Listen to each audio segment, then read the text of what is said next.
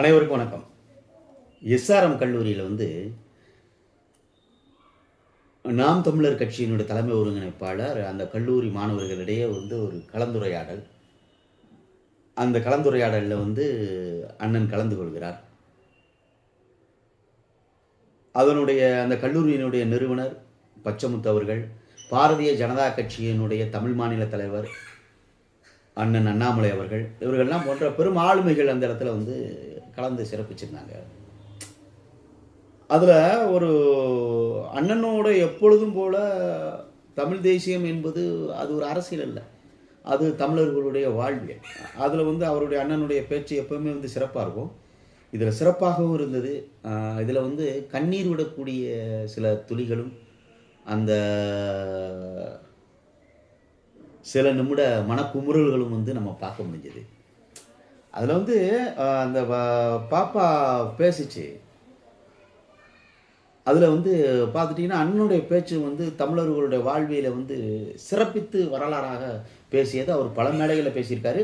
அது இதுலேயும் மிக சிறப்பாக இருந்தது. அது எப்படி இருந்துச்சுன்னா, முன்னந்தோன்றிய நிலத்தின் முகிழ்ந்தவன், மூத்த தமிழ் குணர்வின் மூத்தவன், தென்னவன் பாண்டியன் குமரி குடியவன், திசையெல்லாம் பரந்துலகை உலகளந்தவன், இன்னரும் இயல் இசை நாடகம் யாத்தவன், இந்திய நாவலந்தேயத்தை இறையமையவர் அப்படிங்கிற இந்த வரிகளோடு நாங்கள் தமிழர்கள் என்ற நோக்கோடு அவர் பேசிய பேச்சுகள் ஒரு பக்கம் பெரும் ஆரவாரமாகவும் அண்ணன் சீமான் அவர்களை பேசவே விடலை. இல்லை, அந்த மாணவர்களுடைய கைதட்டலும் அவர்களுடைய உற்சாகமும் ஒரு பக்கமாக இருந்தாலும், அப்போ இதில் பாரதிய ஜனதா கட்சியினுடைய தலைவர் அண்ணாமலை அவர்கள் ஒரு சில விடயங்களை பதிவு பண்ணியிருந்தார். அப்போ எனக்கும் அண்ணன் சீமான் அவர்களுக்கும் ஒரே ஒரு வித்தியாசம்தான்.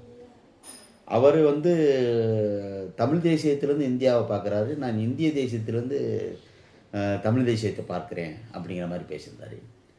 அதில் அண்ணன் நாம் தமிழர் கட்சியினுடைய ஒருங்கிணைப்பாளர் அண்ணன் செந்தமிழன் சீமான் அவர்கள் முதல்ல நான் தாய்க்கு பிள்ளை, பிறகுதான் அத்தைக்கு மருமகன் அப்படிங்கிறத அவர் பதிவு பண்ணியிருந்தார். அப்போ இது போன்ற தமிழர்களுக்கான அறம் என்ன, அவர்களுடைய ஆட்சி என்ன, அவர்களுடைய வாழ்வியல் என்ன, அதோடு சேர்ந்து உலகத்தில் உள்ள எல்லா மொழிகளுக்கும் தாய்மொழியாக உள்ள தமிழ், நாம் பேசுகிற அந்த மொழியால் நாம் அந்த மொழியில் அந்த தமிழ் என்ற ஒரு தாய்மொழியை பேருக்கு பக்கத்தில் அடைமொழியாக கொண்டவர்கள் தமிழர்கள் மட்டும்தான் என்பதை ஒரு பதிவு பண்ணியிருந்தார். அதற்கு பிறகு ஒரு தங்கச்சி பேசும்பொழுது, அப்போ இந்த மண்ணில் தான் நாங்கள் இந்த தமிழர்களுக்கான அரசியல் அதிகாரம் சூறையாடப்படுவதை நாங்கள் பார்க்கிறோம். இந்த மண்ணில்தான், அதுவும் சான்றாக ஐயா சீமான் அவர்கள் இருக்கிறார். நாம் தமிழர் கட்சியினுடைய இந்த தமிழர் நிலத்தில் அவர்களுக்கான அதிகாரத்தை வென்றெடுப்பதற்கான ஒரு விவசாயி சின்னத்தை கூட நாங்கள் வாங்க முடியாமல் தவிர்த்ததும் இந்த மண்ணில் தான் அப்படிங்கிறது பேசும்பொழுது அப்படியே கொஞ்ச நேரம் அது எல்லாருக்குமே ஒரு நெருடலை உருவாகிச்சு, ஒரு மன உளைச்சல், ஒரு என்னமோ நம்ம ஏதோ வேற நிலப்பரப்பில் வாழ்கிற மாதிரியும். அப்போ இந்த சொந்த மண்ணில் நமக்கான அடையாளத்தை வென்றெடுப்பதற்கு உணரப்பட முடியாமல் போனதால் பல ஓட்டுகளை தழுவக்கூடிய ஒரு சூழல். அந்த தங்கச்சி பேசிய பேச்சு, அந்த வார்த்தைகள், அந்த வரிகள், அந்த முக பாவனை, அப்போ ஒரு அண்ணன் செந்தமிழன் சீமான் அவர்கள் உட்கார்ந்திருந்த அந்த விதம், ஏதோ ஒரு பெரும் இலக்கை நோக்கி நாம் பயணிக்கும் பொழுது ஒரு தோய்வு அந்த முகத்தில் அதெல்லாம் பார்க்க முடிஞ்சது. அப்போ பாரதிய ஜனதா கட்சியும் இங்குள்ள திராவிட கட்சிகளுமே ஒரு தமிழ் மகன் அவன் நிலத்திற்கான ஒரு அரசியலை வென்றெடுப்பதற்காக, கலை இலக்கிய பண்பாடுகளை பாதுகாப்பதற்காக, மொழி அழியாமல், கலை அழியாமல் இந்த நிலத்திற்கான அரசியலையும் வளம் சார்ந்த இந்த மண் வளம், மலை வளம், காட்டு வளம் இதெல்லாம் தம் பிள்ளைகளுக்கு கொடுக்க வேண்டும் என்பது பாதுகாப்பதற்காக ஒரு மக்களாட்சி கொன்ற பெரும் நெருப்பில் நாம் பயணிக்கும் பொழுது அந்த அதிகாரத்தை நிலைநாட்டுவதற்கான அந்த சின்னம், அந்த விவசாய சின்னத்திற்கு கூட சொந்த நிலத்தில் நாம் எவ்வளவு போராட வேண்டிய ஒரு கால சூழல் இருக்கிறது. அதே நேரத்தில் இந்த அரசு எவ்வளவு மூர்க்கமாக அந்த தமிழ் தேசிய அரசியலை வந்து சிதறடித்து விடலாம் என்ற அவர்களுடைய கபட அந்த சூழ்ச்சி தந்திர நயவஞ்சக வாழ்வியலும் வந்து அந்த இடத்துல நம்ம பார்க்க முடியுது. அப்போ இன்னைக்கு சட்டம் சத்தியம் ஜனநாயகம் எல்லாத்திற்கும் சட்டம் வந்து ஒரே மாதிரி நிற்கிது. இதை வந்து சட்டத்தின் முன் எல்லாம் சமம், தேர்தல் கமிஷன்னாலே வந்து நாங்கள் எல்லாருக்கும் பொதுவான ஒரு புள்ளியாக இருக்கிறோம். இது அத்தனையும் பொய்யாத்தான் இருக்குது. விவசாயி சின்னம் 14 நாளுக்கு அப்புறம் முன்னாடி அது முடக்கப்படுது. இது ஒரு ஜனநாயக படுகொலை. அதற்கு பிறகு 14 நாட்களுக்கு முன்பாக மைக்கு அந்த ஒளி வாங்கி கொடுக்குறான். அந்த ஒளி வாங்கி என்னன்னு தெரியாது, எளிய மக்களுக்கு புரியாது.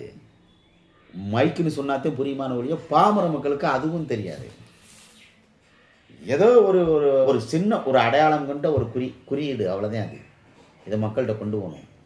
14 நாட்களில் ஏழை எளிய மக்கள்கிட்டையும் கொண்டு போய், இளைஞர்கள்ட்டையும் கொண்டு போய், நாம் தமிழர் கட்சியினுடைய அந்த இளைஞர்களுடைய உழைப்பு, அந்த புலிப்பாய்ச்சல், அவர்கள் பட்ட கஷ்டங்கள், வலைதளங்கள் அந்த சின்னத்தை மக்கள்கிட்ட கொண்டு போய் சேர்க்கிறது. அப்போ எவ்வளோ பெரிய ஒரு சிரமமான ஒரு வாழ்வியலை வந்து இந்த இடத்துல இருக்கிறோம் அப்படிங்கிறது அந்த எஸ்ஆர்எம் கல்லூரியில் நடந்த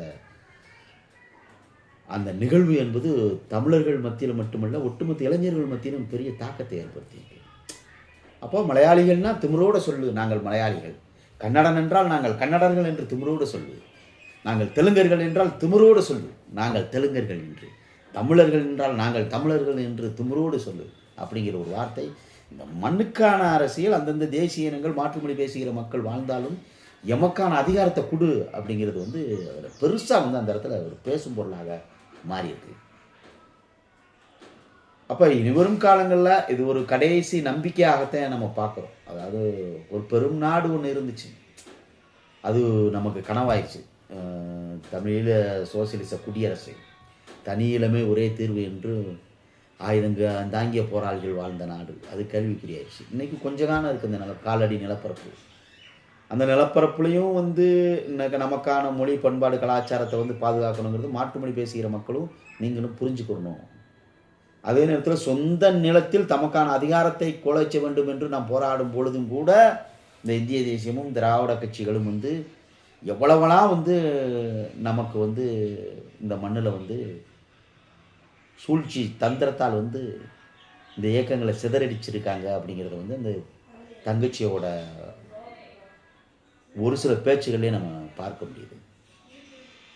வரும் காலம் அடுத்த தலைமுறைக்கான ஒரு அரசியல் தமிழர்களுக்கான காலமாக இருக்க வேண்டும் என்பதே என்னோட பார்வை. நன்றி.